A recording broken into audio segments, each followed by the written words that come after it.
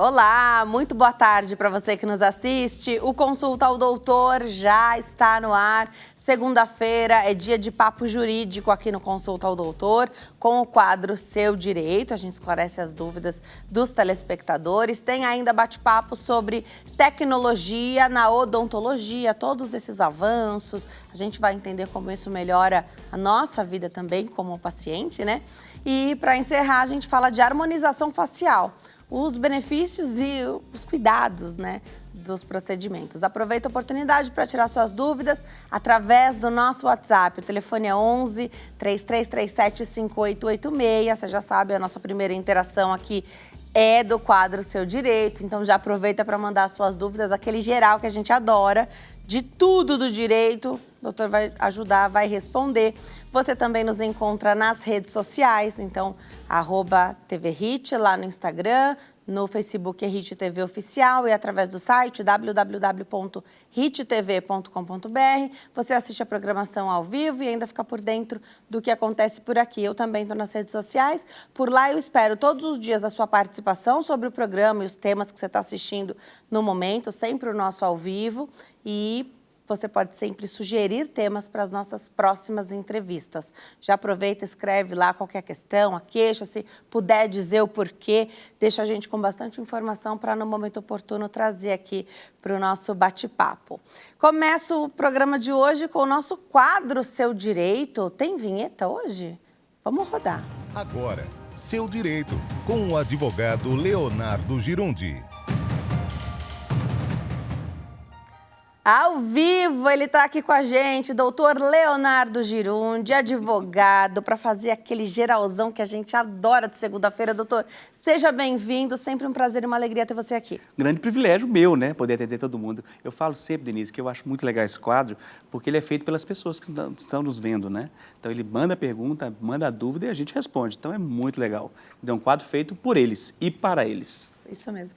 E como o direito também é vivo, dinâmico, uma informação a mais, um caso que se diferencia assim, um pouco de outro, pode Exatamente. ter um desfecho diferente. Totalmente né? diferente, totalmente diferente. E esse é lindo no direito, né?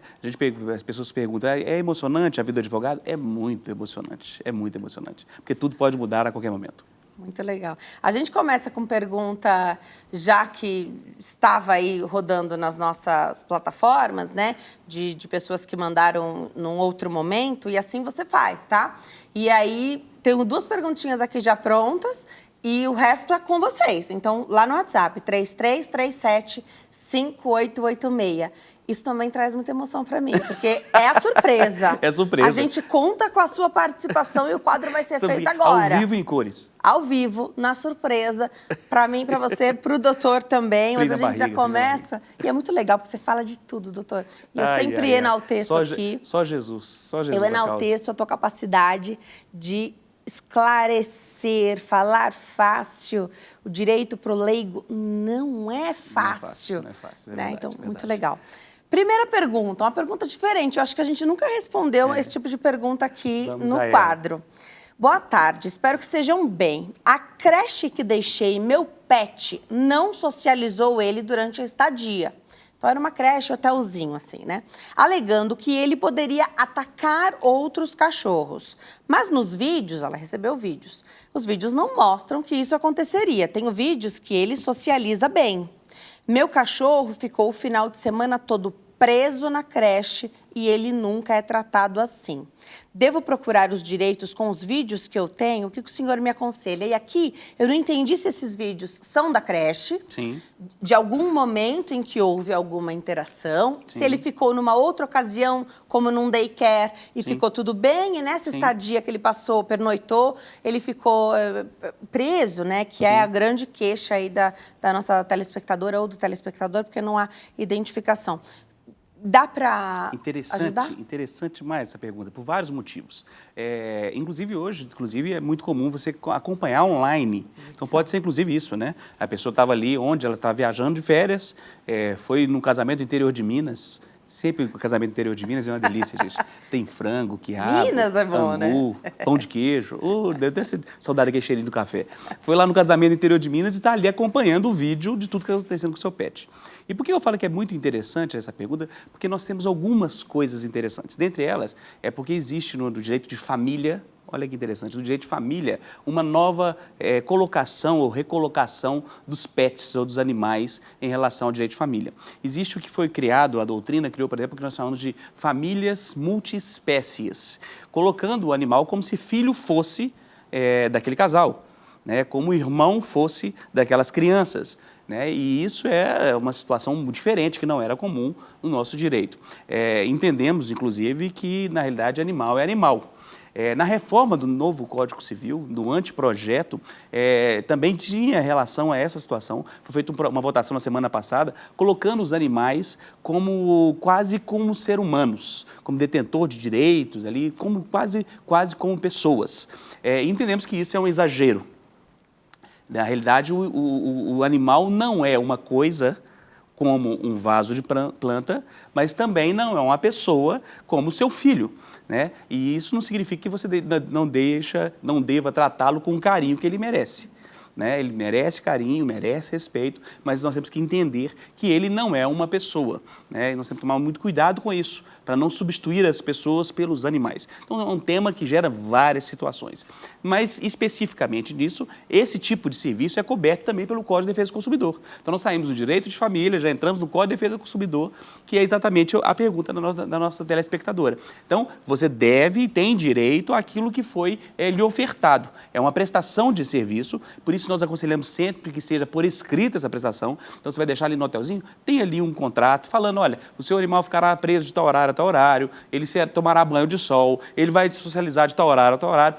As regras ali descritas. Olha, se percebemos isso, faremos isso. Então, quando tem tudo escrito, é mais fácil para você exigir o seu direito. Então, o contrato nos ajuda muito do direito do consumidor, tá? Mas mesmo não tendo o contrato, ter sido ali feito de forma verbal, um acordo entre as partes, essas mensagens, esses prints e essas imagens podem ser utilizadas para demonstrar aquilo que aconteceu com o seu animal, né? Ali nós não temos ali, teoricamente, maus tratos, né? Mas nós temos ali uma limitação daquilo que foi ofertado. Então, você tem direito, você pode pedir ali o ressarcimento do dinheiro que você investiu ali, né, naquele final de semana, na creche. Você pode exigir, por exemplo, uma indenização, caso exista, por exemplo, inclusive maus tratos, essa indenização tem que ser sopesada, né? Então, pode aumentar o valor ou diminuir o valor. Então, isso tudo deve ser analisado no caso a caso. Mas você tem direito específico em relação a isso. É interessante falar também de direito dos animais, porque nós tivemos uma decisão e uma situação que foi discutida há algum tempo no Supremo Tribunal Federal do Brasil, onde a Sociedade Protetora dos Animais ingressou judicialmente pedindo para que os animais não fossem utilizados em sacrifícios, em relação a cultos, pelo menos das matrizes africanas, né?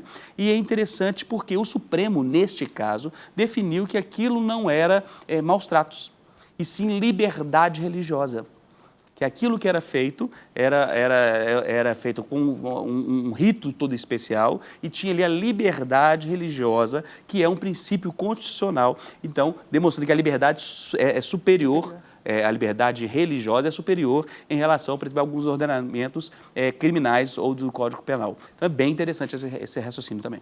E aqui, principalmente, não ficou claro que ele ficaria preso. Exatamente. Então, se esse é o modus operandi da creche ou do hotelzinho, isso não estava claro. E pode ser as duas coisas, né? Pode ser porque ele oferecia risco a outros, ou pode ser que os outros ofereceram risco a ele. Então, poderia ter sido uma situação como essa. Olha, nós temos aqui um outro animal maior, mais bravo, mais violento, e nós fizemos isso para protegê-lo. Né? Então, por isso que é importante ter no papel tudo documentado para a gente ter uma noção clara do que é. E a outra parte vai se defender, a gente tem que partir dessa premissa também. também. Como é direito do consumidor, existe a inversão do ônus da prova. Então, cabe ao pet shop, cabe à creche lá fazer prova e não o consumidor fazer prova. Perfeito. A outra perguntinha é da Lerina, aqui de São Paulo. Olá, boa tarde. Denise, pode perguntar ao doutor Leonardo, estou fazendo isso agora, se existe a possibilidade de casar no cartório e não pagar pelo casamento. Por análise, eles alegam que eu tenho condições, mas tenho muitas contas para pagar. E aqui em São Paulo, o custo para casar é de quase R$ 600 e o pagamento é à vista.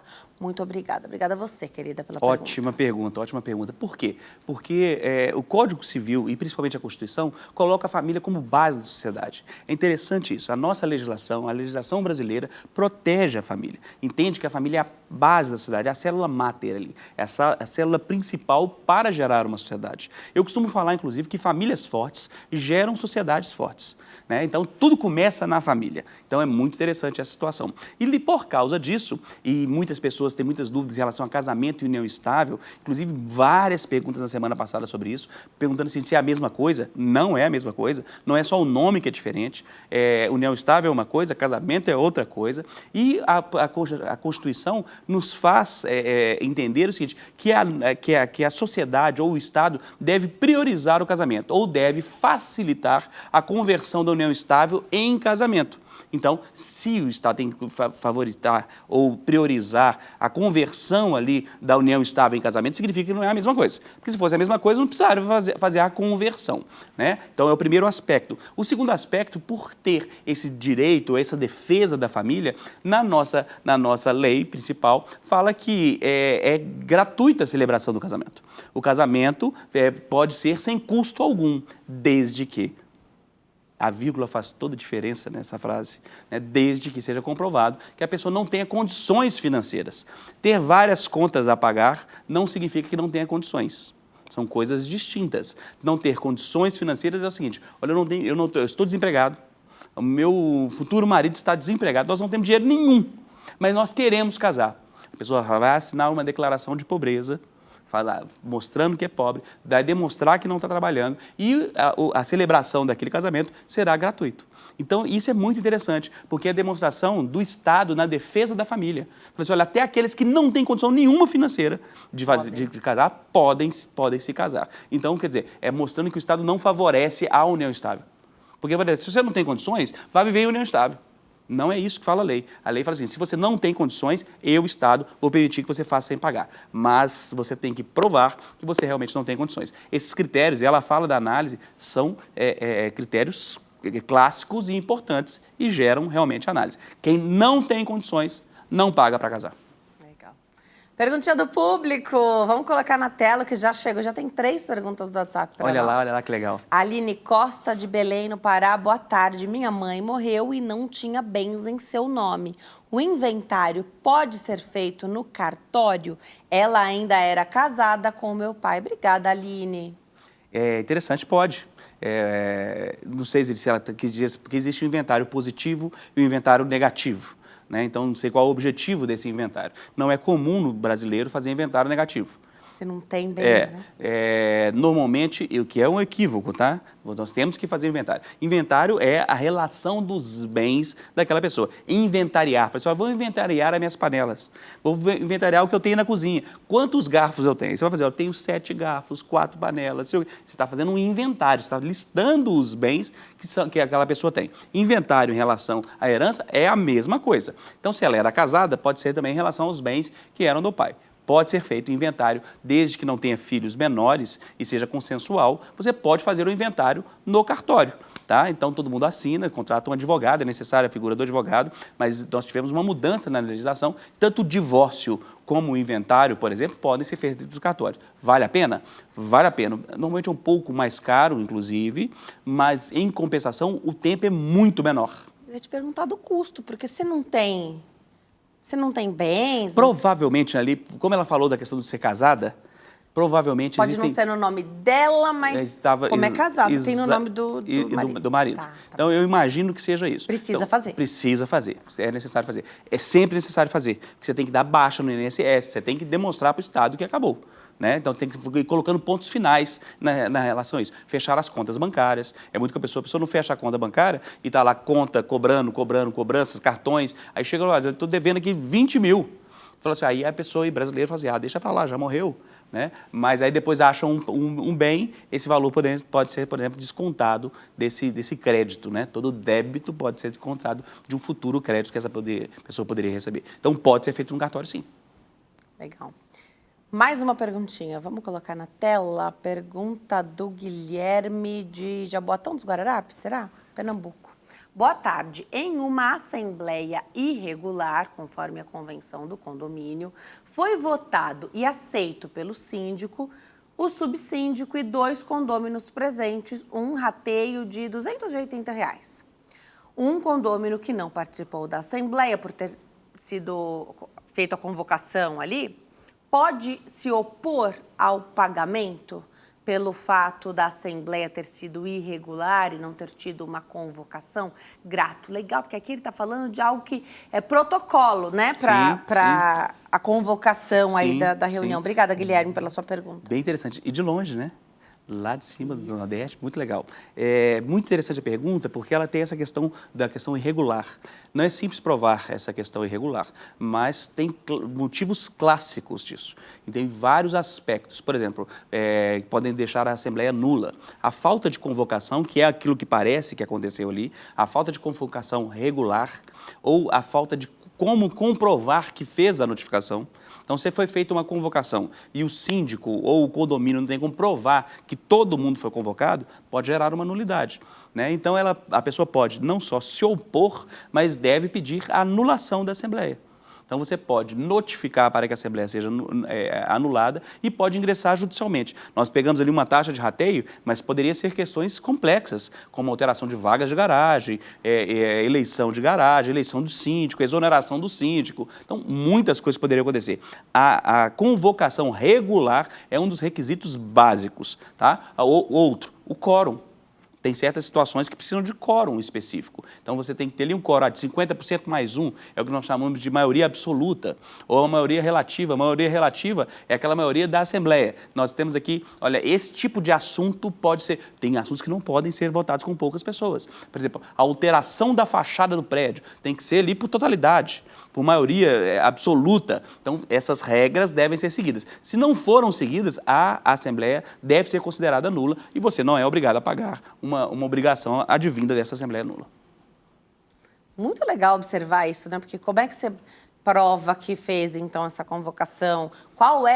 Como que isso deve acontecer, inclusive, né? Normalmente é comum... no elevador, né? É comum lá na convenção de condomínio. Eu costumo falar assim, que a convenção de condomínio é a lei mais próxima do cidadão. E brasileiro é muito engraçado, né? Como que brasileiro faz? Ele junta dinheiro a vida inteira, compra um apartamento. Depois que ele compra o apartamento, ele vai e faz uma reforma no apartamento. Depois que ele faz a reforma no apartamento, ele muda para casa e recebe a visita do síndico. Que bom, seja bem-vindo, mas queremos te comunicar que não pode ter cachorro aqui no prédio. Ele nunca leu a convenção de condomínio. Então, se você vai comprar um apartamento, leia a convenção de condomínio para avaliar o seguinte, olha, eu tenho dinheiro para comprar, o bairro é bom, é do jeito que eu gosto, cabe no meu orçamento, mas lá não pode viver como eu quero viver. Então, o primeiro aspecto é isso, você deve analisar. A convenção de condomínio é a lei do condomínio e você deve seguir a lei do condomínio. E lá tem regras, inclusive de como deve ser feita a convocação da Assembleia. Você falou da questão de colocar no elevador. Às vezes está lá assim, olha, a convocação se dará colocando no edital no elevador. Com tantos dias de antecedência. Provou que colocou com tantos dias de antecedência no elevador? Está lá. Está lá, está válido. Muitas vezes no quadro de anúncio. Perto das cartas que chegam, ou então será mandado no e-mail de todo mundo, ou será colocado na porta, debaixo da porta. Em alguns prédios, o que é o normal e o certo em situações mais rígidas, é necessário ali a comprovação por escrito. A pessoa recebe e assina. Então, isso tudo também está lá na convenção de condomínio, que é lei entre as partes. Muito legal. Mais uma perguntinha? Vamos colocar na tela através do WhatsApp. Homero, do Rio Grande do Norte, faz a pergunta dele. Boa tarde, faz 7 meses que não vejo minha filha mesmo pagando a pensão, não estão me dando esse direito, isso está certo? Obrigada pela sua pergunta. Aqui ele já faz uma relação que eu também acho importante, doutor, esclarecer. De forma alguma, está completamente errado. Primeiro que a convivência, o relacionamento é o direito da criança e o direito dos pais e também dos avós. Os avós têm, por exemplo, direito à convivência com seus netos. E os netos, as crianças, que é prioridade no nosso ordenamento jurídico, as crianças têm prioridade. Então, elas têm os seus direitos. Então, por exemplo, a criança tem direito de conviver com o pai. Primeiro aspecto é esse. Então, se tem 7 meses que ele está tentando ter acesso à criança e não consegue, isso é o que nós chamamos de alienação parental. Isso é errado, é equivocado, isso não é certo. Lembrando que você pode divorciar de uma pessoa se você não se dá bem com aquela pessoa por algum motivo, mas os seus filhos não fazem parte desse divórcio. Muitas vezes, nós adultos queremos colocar nas crianças a culpa dessa situação e o peso sobre essa situação que não deu certo, ou esse relacionamento que não deu certo. É um erro, é um equívoco. Então, se tem 7 meses que não está vendo os filhos, é errado. Ele fez essa relação da questão da pensão alimentícia e da visita como se uma coisa fosse correlacionada ou dependente uma da outra. Não tem dependência. São coisas totalmente distintas. Eu, inclusive, recebo inúmeras consultas ou perguntas pelo Instagram, falando assim, olha, o meu marido tem 2 meses que não paga a pensão, eu não vou deixá-lo ver a criança. Uma coisa é uma coisa, outra coisa é outra coisa. Primeiro que ele pode estar deixando de pagar porque ele é mau caráter. Mas ele pode estar deixando de pagar porque ele foi mandado embora, ele foi demitido. Então tem que saber exatamente quais são os motivos. E a mesma coisa ao contrário. Fala assim, olha, a minha esposa ou o meu marido não estão deixando eu ver o meu filho. E por causa disso eu não vou pagar a pensão. Uma coisa é uma coisa, outra coisa é outra coisa. Não tem ligação. Então, uma é a obrigação alimentar, a pessoa precisa daquele dinheiro para sobreviver. Pensão alimentícia não é para sobrar dinheiro, né? Pensão alimentícia é para a sobrevivência da criança. Então, ela deve ser paga e mantida, independente se é permitida a visita, se não é permitida a visita, se eu tenho 7 meses que eu pago e não vejo, posso parar de pagar? Uma coisa não tem relação com a outra, ok? Então, se você está cumprindo a sua obrigação de pagar a pensão alimentícia, parabéns. Permaneça assim, cumprindo a sua parte. Não é porque os outros erram que nós devemos errar, ok? Ao contrário, permaneça acertando, porque assim você não vai dar o seu direito ao outro. E difícil isso, né? É muito difícil. Imagina um pai que quer ter a convivência com o filho e a gente sabe quão Sim. danoso é Sim. não ter essa relação. Pra Né? todos, o casamento né? se desfez, Sim. tudo bem, mas o relacionamento pai e filho, mãe e filho não se desfaz Exatamente. nunca, né? Então, tem segredos nessa relação, nessa situação, né? Então, proteger a criança desse ambiente hostil que é o divórcio. Deve sempre lembrar que a pessoa que entra no divórcio não era o esperado. Eu não acredito que a pessoa se case querendo se divorciar. Né? Os números do IBGE recentes, que foram publicados na semana passada, demonstram que 44,7% das pessoas divorciam antes dos 10 anos de casamento. Mais da metade daquelas pessoas que se casam se divorciam. Então, infelizmente, o divórcio tem se tornado cada dia mais comum. Tá? Mas não significa que a pessoa casou pensando em divorciar. Então, quando a pessoa chega nesse momento do divórcio, já gera ali inúmeras frustrações. Dentre elas, a frustração de uma coisa que não deu certo. Eu não acredito que quando a pessoa que se casou falou assim, olha, eu vou me divorciar, eu quero fazer isso. E tem pessoas que falam isso da boca para fora, né? Se não der certo, eu me divorcio. Mas não não é simples, porque tem justiça, tem juiz. E quando tem filhos, essa situação ainda se torna mais complexa. Né? Patrimônio, pensão. Aqui precisa de um advogado, Com certeza precisa de um advogado. Então, o que você deve fazer? Você deve exigir o seu direito de conviver com seus filhos. Lembrando que a guarda é muito importante na definição e os pais ou aquele que detém a guarda da criança não pode mudar, por exemplo, a guarda unilateral ou a guarda, por exemplo, compartilhada, mudar sem comunicar o pai. Nós temos tido muitos casos assim, que o caso, por exemplo, aquele que detém a guarda tem a formatura do filho e não convida o pai ou não convida a mãe. Tem ali o batismo da criança e não fala para o pai ou para a mãe. Quer dizer, então isso é uma deturpação da guarda. Não é porque a guarda é unilateral e você tem a guarda que você deve ou que você pode tirar o pai da convivência do filho. Deixa eu aproveitar esse ganchinho. E claro que eu imagino que ficou determinado um esquema e nesses 7 meses o combinado não foi feito e aí, então esse pai está sem ver essa criança. Mas foi combinado que esse pai pegaria a criança na porta da casa da mãe, onde é a moradia da criança, pensar numa guarda aqui unilateral. Sim. O pai chega lá para buscar, a mãe não está, a criança não está. Alienação parental. Faz isso uma vez, faz isso outra vez. Dá para ir na delegacia? Tem que registrar isso? Deve ir na delegacia, deve fazer o boletim de ocorrência. Boletim de ocorrência é um documento que mostra a ocorrência de um fato. Perfeito. Tá? Não significa que é crime, não significa o que o juiz vai fazer com aquilo, mas você está dando notícia daquela situação. Então, você está levando para a polícia e dando notícia do que está acontecendo. Então, não quero fazer boletim de ocorrência, não quero chamar a polícia, tem que ter uma testemunha, tem documentos. Às vezes, você manda mensagem, as mensagens são suficientes.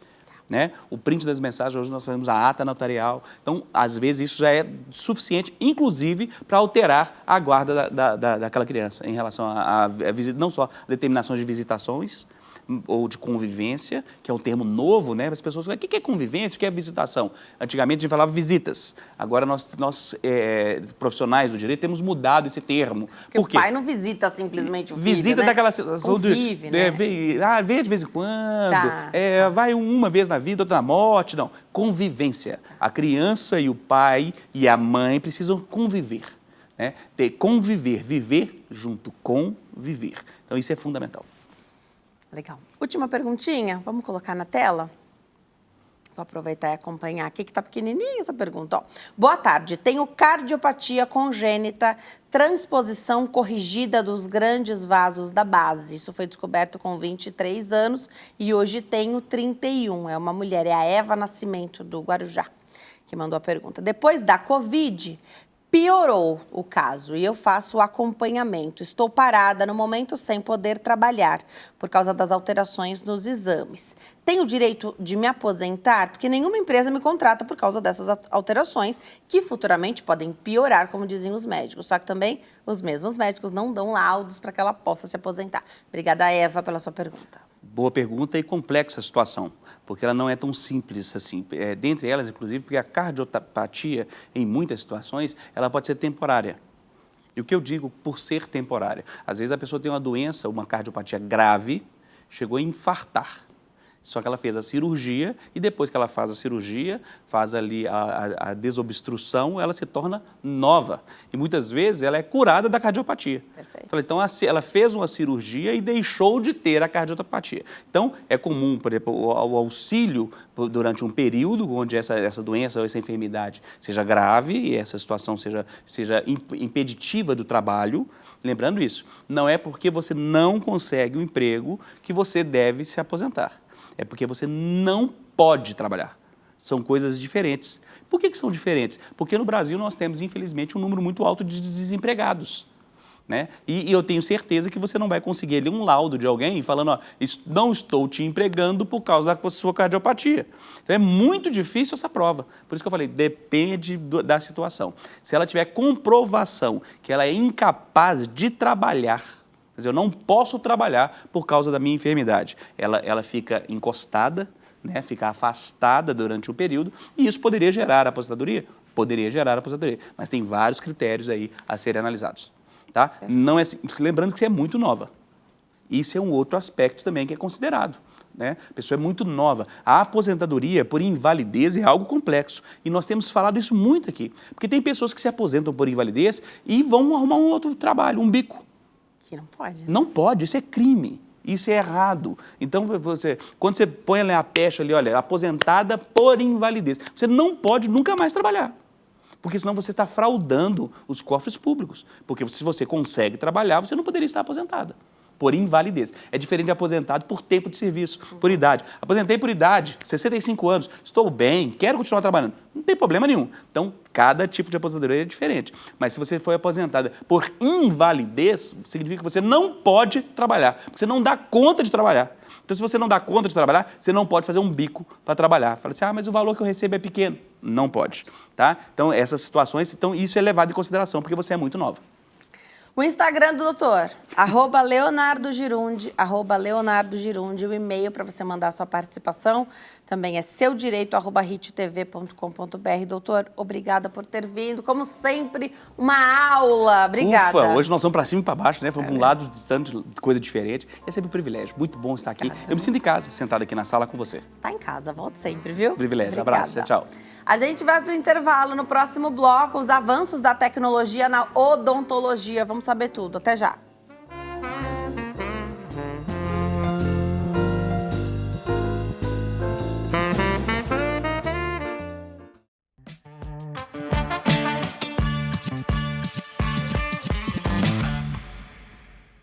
Agora a gente dá início a esse segundo bloco falando sobre os avanços da tecnologia na odontologia. Então, como é que o profissional e o paciente conseguem se beneficiar desses avanços, né?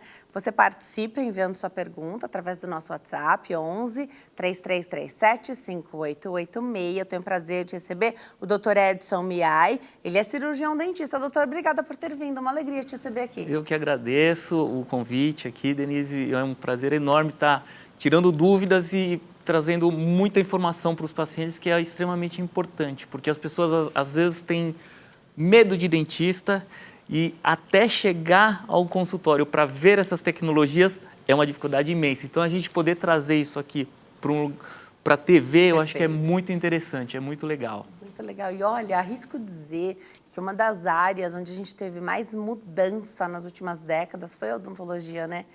Pensar que poucas décadas atrás, 50, 60, os problemas de dente eram resolvidos extraindo os dentes.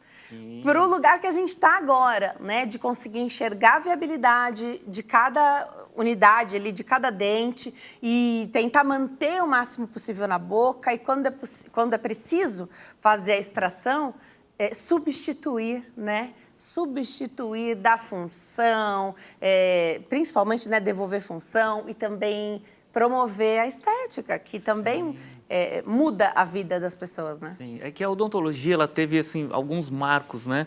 Então, essa época que você falou, vamos falar que foi uma era da extração.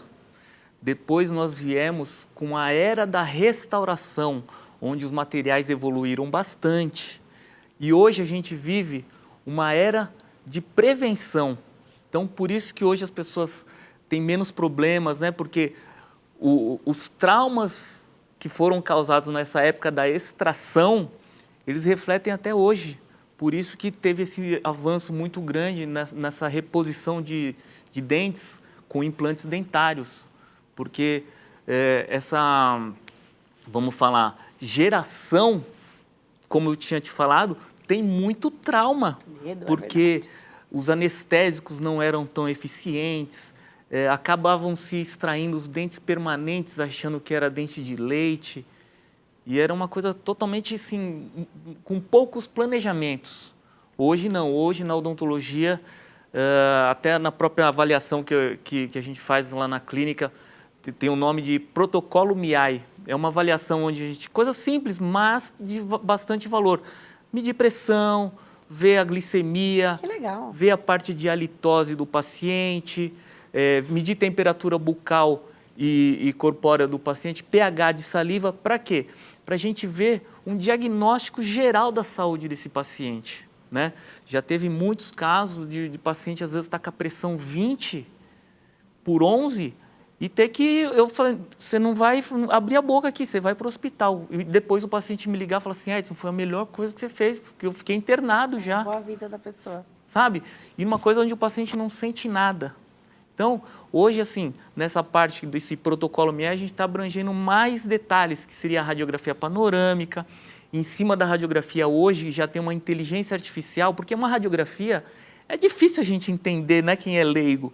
Hoje não, hoje nessa inteligência artificial ele desenha todas as formas dos dentes, onde já foi tratado o canal, que fica muito mais fácil o entendimento do paciente naquele planejamento. Isso daí na própria avaliação já começa a ser uma coisa assim, uma experiência diferente para o paciente. E também a gente costuma fazer um escaneamento da arcada para ver um cheque de oclusão que ele está, onde ele está com o dente torto e como pode ser melhorado. Então, essas tecnologias, antes de começar qualquer tratamento, o paciente vai ter uma ideia do que realmente ele precisa para melhorar o sorriso dele. Isso é o mais legal que você falou da prevenção. E essa primeira entrada, isso que a gente chama de avaliação, mas é uma consulta com o dentista, né? Sim. Que é antes de começar a fazer qualquer tipo de tratamento. É para saber o que precisa ser feito e que prioridade, em que pé que nós vamos fazer, né? A gente consegue fazer mais rápido, de repente, até por questão financeira, a pessoa precisa de um planejamento maior, mas saber o que tem que fazer. Isso mudou muito, porque também era muito desconfortável para fazer aquele moldezinho. Sim. Ah, doutor, isso era muito chato de fazer. Hoje não, hoje é feito com escaneamento, é um scanner, é uma máquina que faz. Então você não precisa colocar massa na boca do paciente. Isso daí se transforma numa imagem, não precisa de motoboy para vir buscar o trabalho vai por e-mail. É uma fresadora que faz toda a porcelana. Então o trabalho se torna muito mais rápido e muito preciso, porque tem menos distorções. Né? O material de moldagem pode distorcer, o gesso pode distorcer, pode quebrar, pode desgastar. E o escaneamento não, ele é o real ali, que é onde a máquina vai fresar a peça e o encaixe é perfeito. Facilitou muito a nossa vida. Tenho certeza. E isso é ótimo. E até para os profissionais que não têm esse equipamento, porque tudo na odontologia é muito caro. Sim. Alguns laboratórios, então, você consegue fazer no laboratório esse escaneamento, Você pode fazer tanto no laboratório ou, se você tiver uma fresadora, você pode fazer no próprio consultório. Perfeito, perfeito. Então, isso facilitou demais e também, claro, o trabalho, mas também para o paciente, porque fica mais fácil de entender, né? Então, de repente, um apertamento, uma oclusão, uma mordida que não está muito boa, que gera uma dor ou gera um desgaste, ou por causa disso quebrou um dente, para que faça lógica também para nós. Senão a gente não sabe explicar. Sim. Por que a gente teve que fazer determinado tipo de tratamento? Então, né? hoje essa tecnologia veio para realmente o paciente entender um pouco mais do que está se passando com a arcada bucal dele ali, com a arcada dental dele. Porque tem gente que às vezes a gente fala, olha, você está rangendo o dente. A pessoa está com os dentes lisos, desgastados, mas jura de pé junto que não faz isso. Por quê? Porque isso daí ele vai desenvolvendo na hora que a pessoa está no sono profundo. A gente não percebe, A gente né? acaba não percebendo, só vai perceber ou quando quebra dente ou quando apresenta dores. E aí já é tarde, né? Legal. A gente está hoje, então, num momento que é uma virada de uma geração que teve mais oportunidade de 20, 30 anos, que teve mais oportunidade e entendimento desse cuidado bucal, e de uma geração de talvez 50, 60, 70 anos Sim. que não teve muito dente, de repente, extraído ali, que não sabe se teria de fato a necessidade. Se você pudesse dizer qual o grupo que precisa mais assim desse acolhimento, desse cuidado por conta dos traumas, que faixa etária que você diria para mim? Olha, eu diria a faixa etária mais dessa época de... Outra geração da odontologia. Uma geração antes. Por quê? Essa geração nova não tem muitos problemas de dente. Por quê? Possivelmente água fluoretada. Perfeito. Antibiótico que não mancha mais dente. Sim, antigamente tinha um antibiótico que era muito tomado, era qualquer coisa, era o antibiótico, que era vendido sem receita. Então, enfraquecia os dentes, uma série de coisas. E essa fase da extração dental, quando você fala em extração, depois você vem hoje para falar para colocar um implante, ele já sofreu um trauma lá atrás, e hoje ele não gostaria de sofrer um novo trauma de novo. E colocar um implante, teoricamente, tem um pouco de trauma, né? Você falar, fazer uma cirurgia na boca. Então, os pacientes têm esse receio, mas hoje nós temos também uma sedação, onde na minha clínica eu trago um médico anestesista. Muito legal. Ele vai monitorar eletro, é uma UTIzinha ali, que ele vai fazer toda a monitoração e a gente se preocupa somente em fazer a cirurgia, porque teve até um comentário há pouco tempo atrás falando de sedação consciente, né? Mas eu gosto dessa coisa mais segura, de ter um médico ali do lado. Para que você possa se preocupar com o seu trabalho na boca do paciente. Sim, eu foco ali. O médico, ele que está monitorando, ele que está vendo. E o paciente está confortável. E o paciente está ótimo. Não vai ter uma lembrança ruim, uma associação, nada disso. O paciente lembra de vir, mas não lembra de ir embora. E o relato é assim, foi a melhor coisa que eu fiz na vida. Perfeito. Então, isso também só foi possível através desses avanços todos que a gente está comentando aqui, né? Até do planejamento, porque para fazer um implante, para o leigo, a gente pode achar que é só ir lá colocar um parafuso. tem um planejamento, porque é milimétrico, Sim, né? nós temos nervos, seio de face, por isso que eu te falei que essa inteligência artificial que veio para as avaliações explica muito bem, porque ela mostra onde está o nervo, mostra onde está o seio da face, mostra onde impede que a gente coloque o implante, que às vezes teria que preparar colocando o enxerto. Então, ela mostra tudo isso. Então, é uma coisa que o paciente sai com a cabeça assim, é isso que eu preciso. Porque senão ele vai sair, será que eu preciso disso mesmo? Com dúvida do próprio planejamento, né?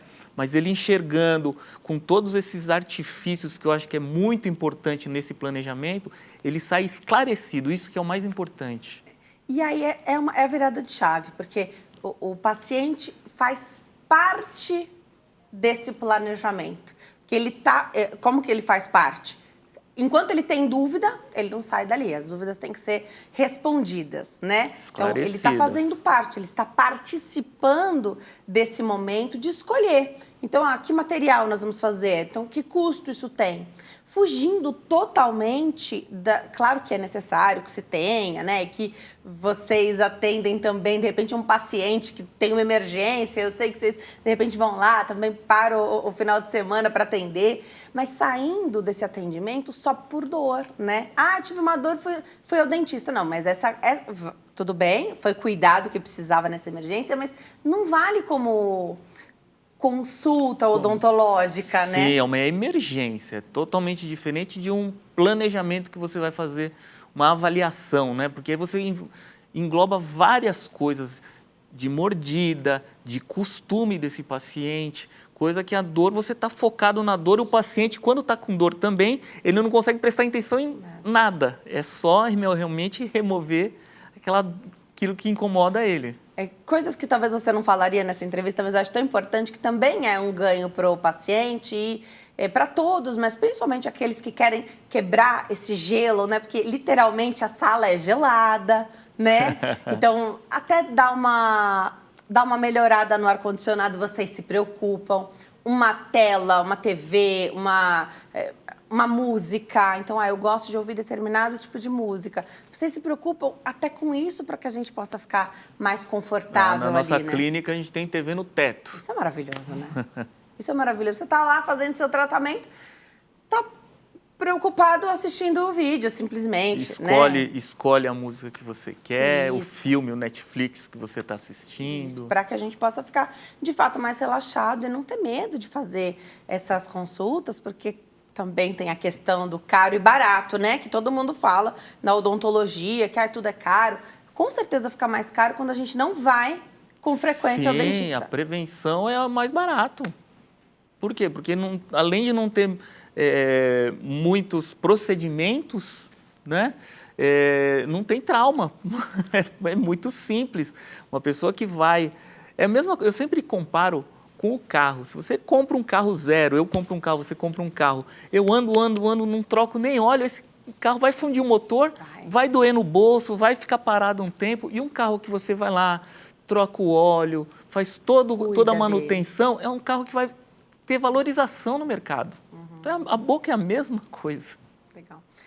A questão do planejamento, principalmente esse dos implantes, que é algo que gera muita dúvida, é uma cirurgia, onde as pessoas costumam lançar a mão até de uma sedação, né? Também tem a etapa de planejamento, você falou. Dá para fazer uma tomografia? Sim. Precisa fazer essa tomografia, porque parece que os tomógrafos hoje, para essa parte odontológica, também melhoraram muito. Então, vocês conseguem informação muito melhor, né? Sim, hoje, além da parte de tomografia, que também é muito importante para você saber as medidas exatas, existe uma impressão de modelos. Vamos supor que você vai tirar um dente do siso. É impresso um modelo vazado com o dente do siso em posição e onde passa o nervo, para você planejar a cirurgia. Perfeito. Olha que coisa. Não é somente um 3D no papel, é um 3D, um modelo 3D impresso. Excelente. Esse planejamento vale ouro, né? Nossa, você sabe direitinho aonde passa o nervo e qual que é o caminho que você vai fazer para tirar esse dente do siso sem encostar no nervo. Porque é claro que isso é ensinado na faculdade, nos cursos, mas o meu é diferente do seu. É isso, né? Sim. Você tá mais próximo do que é em mim. Sim. Onde passa esse nervo em mim. A minha localização, de repente, é uma exceção. É diferente das Sim. outras pessoas. Cada é isso, né? indivíduo é um indivíduo diferente. Muito legal. Tem perguntinha do público? Vamos saber o que chega para nós? As perguntas do público fazem toda a diferença aqui, doutor. A Isa, aqui de São Paulo. Qual é, doutor, a abordagem mais eficaz para minimizar o desconforto pós-operatório e acelerar a recuperação dos pacientes após procedimentos odontológicos complexos? Obrigada, Isa, pela sua participação. Bom, a gente pode estar trabalhando com uma medicação pré-operatória. Como eu falei, trazer um médico anestesista para um lado, ele vai estar fazendo uma medicação também endovenosa, que vai ser muito mais tranquila. E eu sempre gosto de fazer esse acompanhamento assim, no pós, né? As meninas ligam, gelo, claro, o paciente sai com gelinho, e as meninas sempre ligam no dia seguinte, como é que você está? Eu acho que esse acolhimento, o acolhimento é tudo, né? Assim, a pessoa fica mais tranquila, estou sendo assistida. Então, eu acho que esse conjunto de coisas faz a pessoa se sentir mais tranquila. Eu acho que o acolhimento em si traz tranquilidade e minimiza incômodos, porque a partir do momento que você dá informação, nossa, hoje vai estar um pouquinho inchado, amanhã já vai estar melhor. Ela não se desespera, Ela né? não se desespera. Então, isso daí eu acho que traz uma calma, uma paz para o paciente. Então, a gente parte da questão de que um paciente bem informado é bom para ele e dá muita segurança para você também. Sim, porque é bom para ambas a as gente partes. se acompanha o paciente, né? Então, tem o contato fácil, tanto da clínica quanto do dentista, tem o contato. E uma coisa que eu acho assim, especial de falar, o doutor falou desse cuidado, que ele não custa nada, custa pouco ou nada, né? Essa ligação, esse cuidado, saber o que foi feito. Você já tem ali um histórico desse paciente, então você já sabe qual o perfil dessa pessoa, né? Sim. Se ela prefere que ligue no mesmo dia, mais tarde, para já saber como ela está terminando aquele dia, né? Ou se é no dia seguinte que você vai fazer essa abordagem, ainda que ela tenha sido informada de tudo, escrever no papel o que ela tem que fazer, porque a gente esquece, né, doutor? Sim, eu tenho um pós-operatório, eu deixo meu celular, o paciente fica à vontade, se quiser me mandar uma mensagem, me manda, mas geralmente as meninas já resolvem tudo. E vai muito bem, né? Porque isso demonstra o carinho, a atenção, Nem sempre eles utilizam, mas tá ali, se precisar, tá lá. E isso é muito melhor, porque vou imaginar que a pessoa está se sentindo insegura, inchou mais do que ela imaginou que fosse inchar, ou está doendo num intervalo menor e ela, né, não sabe se pode adiantar esse analgésico. É melhor ela te ligar, ela falar com você, com a sua equipe, do que ir para o pronto-socorro, por exemplo. Sim, às vezes desnecessariamente, né? Porque se precisar, você vai recomendar. Mas na maioria dos casos, a esmagadora maioria, você vai orientar ali, né? Sim. Ou ela volta para você olhar. Hoje com o WhatsApp a coisa é melhor. Mas manda uma foto. Manda uma fotinho, acabou. E quando a telespectadora perguntou sobre os procedimentos mais complexos, o que seria? De repente, um implante de boca toda? Sim, tem alguns casos que às vezes a pessoa não tem dente nenhum ou tem alguns dentes perdidos. É feito ou com sedação ou não, mas instala-se os implantes no mesmo dia e já sai com a prótese no mesmo dia. Então é um procedimento, às vezes, um pouquinho mais invasivo, tudo, mas nada nada de outro mundo. Hoje, o nosso dia a dia, esse tipo de tratamento é bastante realizado lá na clínica. Fazendo com sedação, desse jeito que você falou, que é como você prefere, tendo um médico anestesista ali para você poder ficar preocupado no seu trabalho dentro da boca do paciente, essa analgesia, esses medicamentos também favorecem para que essa pessoa fique mais estável com relação à recuperação ali no primeiro dia, no segundo dia? Sim, com certeza, sim, porque você não tem o estresse do paciente, você não tem aquela jato de adrenalina que libera, né, quando você está fazendo um procedimento maior. E o doutor, o médico, ele coloca antibiótico, anti-inflamatório na veia. Legal. Então o paciente sai totalmente medicado.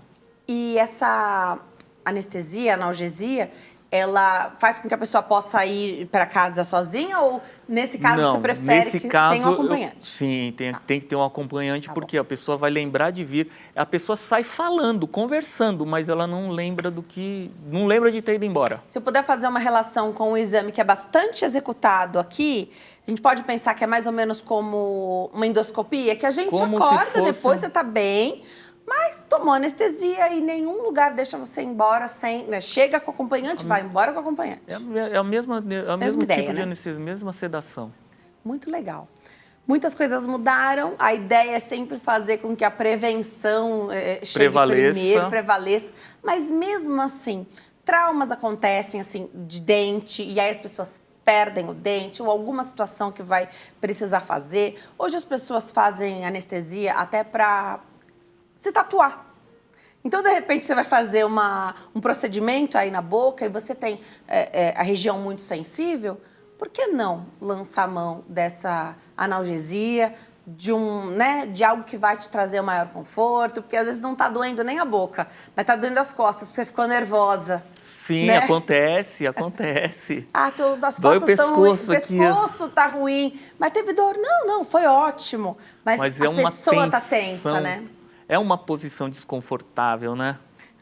Vamos combinar que é mesmo, ainda que vocês se esforçam bastante. Hoje, cada vez mais as cadeiras estão mais confortáveis e a gente fica mais relaxado assistindo aquilo que a gente gosta, mas de fato, ficar muito tempo com a boca aberta, né? Então, esse caminho da odontologia tá fantástico, assim. Doutor, nosso tempo é curto, mas eu quero te convidar a voltar aqui. Eu adorei esse bate-papo, falando legal. dos avanços tecnológicos. É muito bom saber que tem profissional competente cuidando da saúde da nossa boca. Estou feliz, eu desejo que esse atendimento, esse cuidado, acompanhamento possa chegar aí para todos, sem exceção, porque não é só para quem precisa.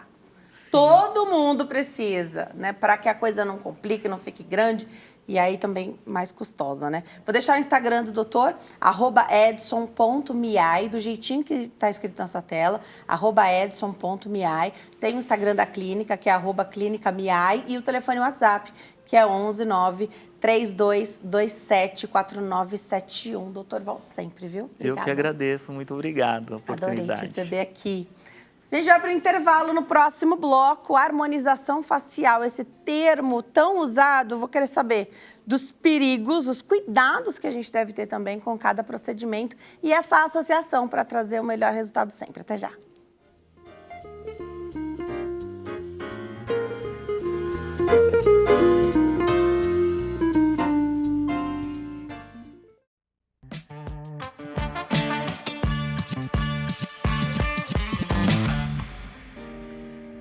Nós estamos de volta nesse bloco para falar de harmonização facial, sobre esse termo que foi tão usado que alguns profissionais até evitam usá-lo, e também falar da associação de tratamentos, os cuidados com o que o paciente precisa também se preocupar, né, na hora de fazer esses procedimentos, o que a gente deve saber.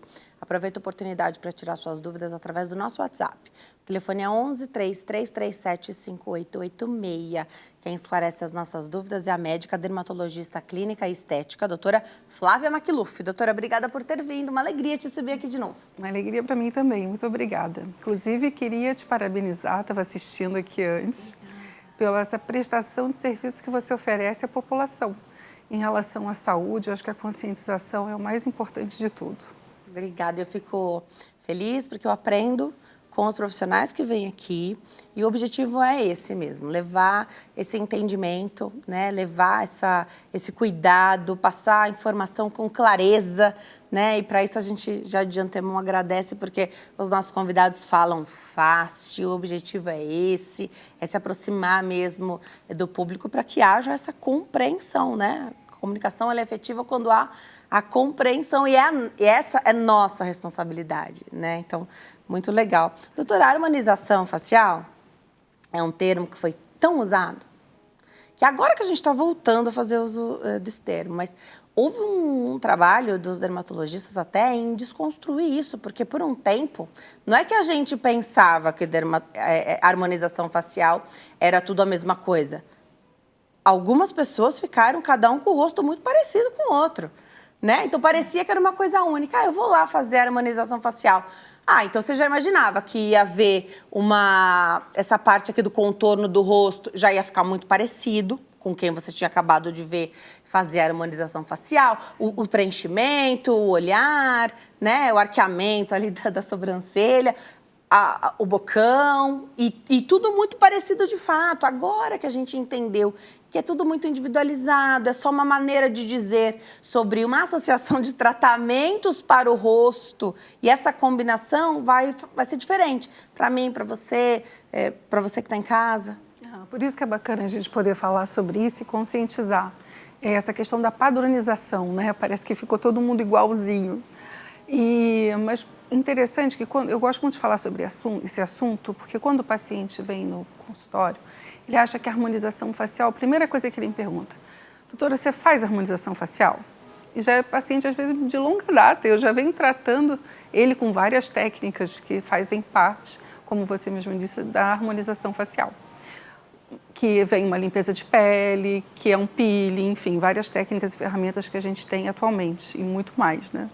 Mas quando ele fala, ele acredita, eu observo que até hoje, inclusive, é muito comum, que é só falar em bochecha. Olha, não quero ficar com aquela sobrancelha enorme e nem com a bochecha aparecendo demais. Aí é ótimo esse período, esse momento, para a gente poder explicar. E quando a gente fala em harmonização, por onde eu começo a falar para ajudar nessa conscientização? É justamente trazendo à tona o que significa harmonizar. Quando você fala em harmonizar, eu acabo que falo com os pacientes, eu gosto muito de tratar os terços, mas não só o terço da face, mas o terço que compreende também a face, o pescoço e o colo. E as mãozinhas, às vezes eu brinco que depois vem de anexo. Mas esse terço que é o primeiro cartão de visita nosso, né? E as pessoas às vezes esquecem disso. E quando a gente fala nessa harmonização, é você harmonizar todos os terços, para que quando você olhe, você veja a gente fala em equilíbrio, em proporção, em beleza, em simetria. Então, quando a gente vai fazer uma harmonização facial, vai fazer um embelezamento facial, você vai falar em proporção, em simetria. Quanto mais simétrico um lado com o outro, todos nós somos assimétricos, e a gente não pretende nem mudar isso, a não ser aqueles que chamem muita atenção, que tem uma tendência para um lado muito diferente do outro, então a gente ajuda nessa proporção para trazer essa harmonia. Então a gente fala em harmonização na testa, nessa região que compreende a área dos olhos e do nariz até a região do mento, né, do queixo, e depois o pescoço e o colo. Quando eu falo em harmonização, eu estou harmonizando tudo, vai desde uma limpeza de pele, a coloração da pele, ao poro, como todo mundo brinca, eu estou com poro dilatado, doutora, cicatrizes, as rugas, a flacidez, a textura, se a implantação da sobrancelha, o tipo da olheira, porque não é todo mundo que tem uma olheira específica, inclusive para um preenchimento, que faz parte de uma das técnicas que a gente vai. Então, existe na primeira consulta toda uma conversa para explicar para esse paciente o que significa essa harmonização, o que eles podem esperar e o que se adequa a ele. E existe uma proporção entre uma expectativa e uma realidade. E essa expectativa e realidade, ela não é só da anatômica, do físico, que ele consegue com as proporções dele alcançar, mas até a parte financeira.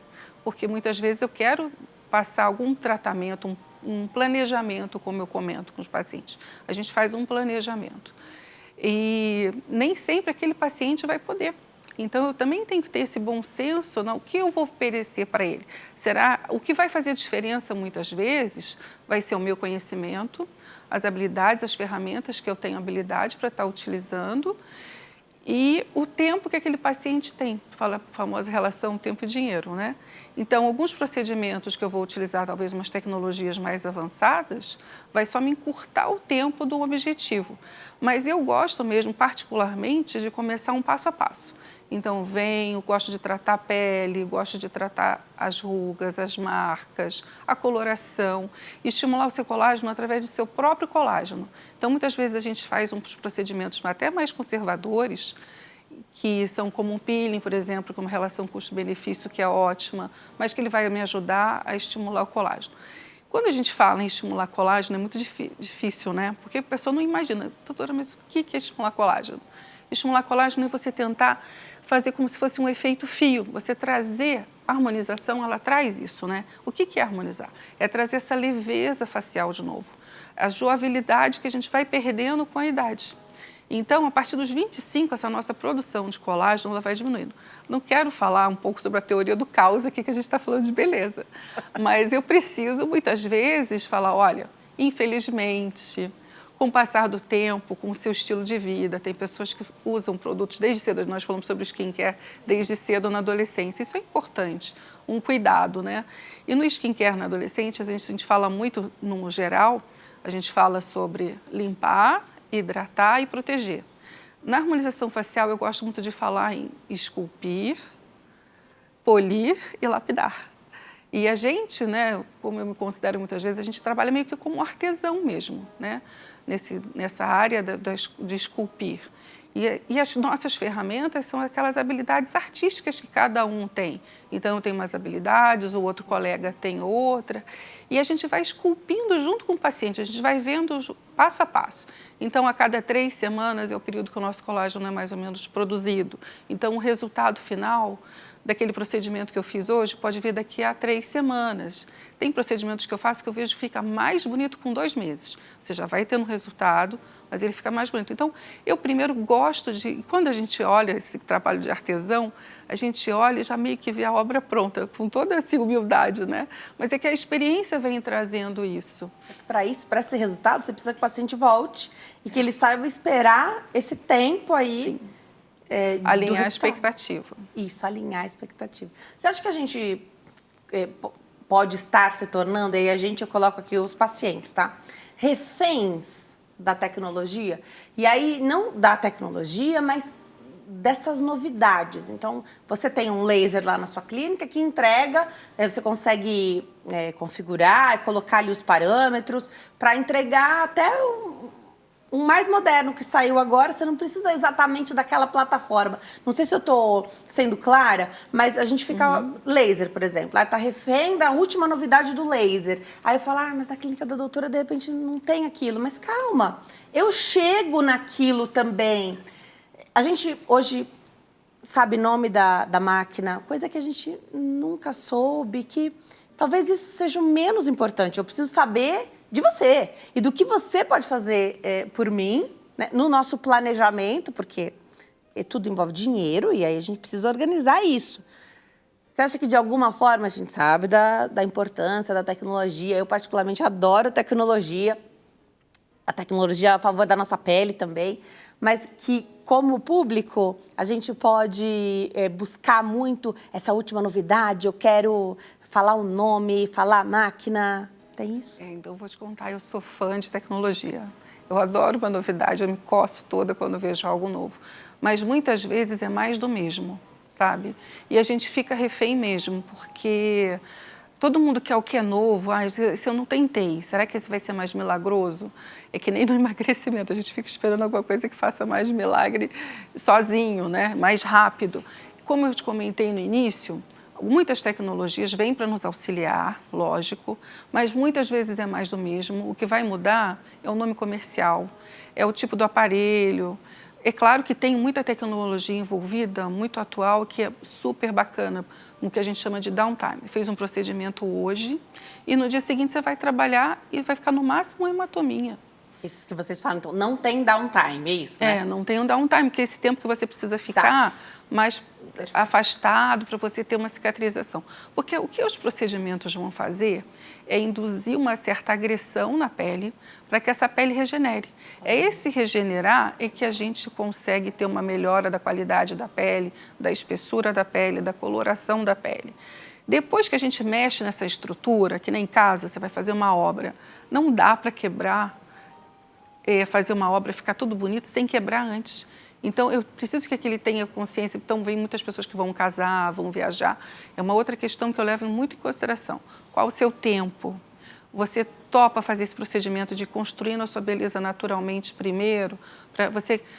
Qual o seu parâmetro? Qual o seu padrão? Então, eu tenho que ver muita característica do meu paciente e analisar, estudar isso com ele antes. Tem procedimentos que realmente eu não exagero, então ele vai ter que saber também que eu não vou até um ponto. Dali em diante, infelizmente, eu não vou. Isso também tem que ficar claro. E tem Senso procedimentos estético do que a gente profissional. pensa que a gente vai usar o X produto, mas a gente vai usar um pouco mais, porque vai depender do resultado. Então, isso tudo tem que ser muito bem trabalhado, uma relação de confiança desde o início, para a gente vai construindo essa beleza. Eu começo do menos para o mais, depende do tempo. Se eu tenho mais tempo com você, não, doutora, meu aniversário é final do ano, então vamos fazer uma programação. Como o nosso colágeno é produzido a cada 3 semanas, 3 semanas, eu vou te ver quase que uma vez no mês. Nesses intervalos, pode ser uma limpeza de pele, uma hidratação, ter o skincare em casa, eu vou ajustando, o paciente traz algum e uso, eu acrescento mais alguma coisa.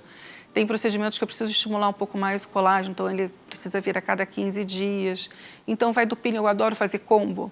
E os meus combos são 3 procedimentos de uma vez só, em 3 áreas. Então já pego o rosto, pescoço e o colo, para que quando vem o resultado a gente veja essa harmonia, a beleza como um todo. E não fique faltando, porque conforme você vai fazendo a harmonização, você vem, eu sou muito fã da toxina botulínica. Ela é uma das ferramentas da harmonização, como o peeling como os lasers são, como os fios são, até como a cirurgia plástica também, se chegar a esse ponto, vai ser os bioestimuladores, os preenchedores, todos fazem parte desse conjunto de ferramentas que nós temos para ajudar nesse artesanato, né, na escultura, de embelezar, né, de trazer à tona aquilo que você tem de mais bonito, realçar o que é belo no paciente e disfarçar o que ele te incomoda mais e que você acha que não é tão bacana, que você não curte tanto em você. Algumas vezes é possível, a maioria das vezes, mas outras a gente consegue mais disfarçar do que resolver, como nas queloides e nas cicatrizes, por exemplo. Mas disfarça e depois vem a harmonização facial com a maquiagem. Cabeleireiro, maquiagem, tudo isso vai ajudar nessa harmonização. Os apetrechos, os adornos que a gente usa. Então, essa estética vai muito além. E a gente precisa levar em consideração essa questão que você falou da padronização, porque é a parte individual que deixa você mais bonito. Então, eu falo muito com os adolescentes, para as mulheres mais maduras, que a gente vai perdendo a beleza, né? Como eu falei da teoria do caos, vai tendo uma reabsorção óssea na sobrancelha, ela não tem mais a mesma altura, ela vai baixando. Absorção dessa região de gordura e de osso na região ocular, na mandíbula. De tanto a gente sorrir a vida inteira, o lábio afina, a testa enruga. Então, eu preciso ir trabalhando para trazer um pouco aquela saúde anterior da pele, aquele embelezamento, aquela leveza da face anterior e ir mantendo por mais tempo, porque nós vamos viver mais tempo. A longevidade está aí, as tecnologias, os hormônios, está tudo ao nosso favor, né? Os suplementos, a gente quer mais qualidade de vida e uma qualidade de vida com uma beleza. Então, eu falo que é o banco do colágeno. Eu gosto desse banco aí. Poupança de colágeno. Se eu gosto, a gente tem que investir nisso. Eu gostei que você falou que a gente mexe numa coisa, você ganha, aí você fala, não, peraí, aqui agora o rosto tá bom, mas o pescoço... esse também é uma questão que você vai... O que mais te incomoda? Doutora, minhas olheiras. Trata as olheiras. Você fala, não, agora o nariz ficou muito evidente que não tá bom. Ou, aqui a boca agora não deu certo. Gostei, porque isso é alinhar senso estético também do profissional que você escolheu. Olha, vamos tratar mais aqui, porque aí você vai perceber a coisa mais uniforme. Eu acho isso fantástico. Tira a ansiedade também, não deixa você ter aquele baque de algo que está te atrapalhando, incomodando muito, que você não tinha visto antes, e é simplesmente porque você corrigiu a sua principal demanda, né? Você sabe que muitas vezes não preciso nem fazer um preenchimento, mudar a forma do lábio, que é outra coisa, é outra questão, né? Uma outra condição que a gente precisa conversar bastante. Porque por mais que a gente mexa pouco, a gente esquece como geralmente eu peço para pegar uma fotografia de antigamente. Olha como você era a proporção do seu lábio, olha a sobrancelha, olha o desenho daqui do pescoço, né, em relação à mandíbula. E com isso, o paciente, na hora que ele vê que repôs um pouco, ele não se assusta tanto. E tem que ter essa consciência de que vai inchar, que às vezes fica mais bonito depois de 21 dias, que vai reabsorver, que ele também pode ficar triste porque vai perder 50% do efeito que ele gostou, porque tem de tudo. Tem quem quer muito, quem quer pouco, quem não tem nada, e tudo assusta, né? Então, eu comento assim, você vai fazer uma cirurgia de redução de mama. Na redução de mama, você fica feliz, vou reduzir a mama. Você já se imagina como, se você não é preparado? Que você vai chegar em casa, já está com a mama, sai do cirúrgico, pronto. Não. Tem um tempo, você vai ter que usar o sutiã, tipo cinta, você vai ter que tratar a sua cicatriz, vai doer, vai ter hematoma, pode ser que você precise fazer uma correção depois. Você vai ter que lidar que você vai ter uma cicatriz que ela pode levar 1 ano para ficar mais discreta. Então, tem que alinhar essa expectativa, preparar o paciente. Então, vai fazer um preenchimento, vai cuidar da olheira. Por isso que eu gosto de começar mais devagar, quando eu tenho tempo. E o paciente também tem tempo. Porque eu vou aos pouquinhos, então a gente vai melhorando a qualidade da pele. Quando melhora a qualidade da pele, faço esse efeito de colágeno, que é o efeito fio, que eu digo de esticar, de lifting. Quando eu coloco o produto, ele realça mais. Eu preciso gastar menos medicamento. Muito legal. Então, ensinar isso, avisar isso para o paciente... e uma conversa muito franca leva a isso, né? Doutora, nosso tempo é curto, mas já quero te convidar. Nossa.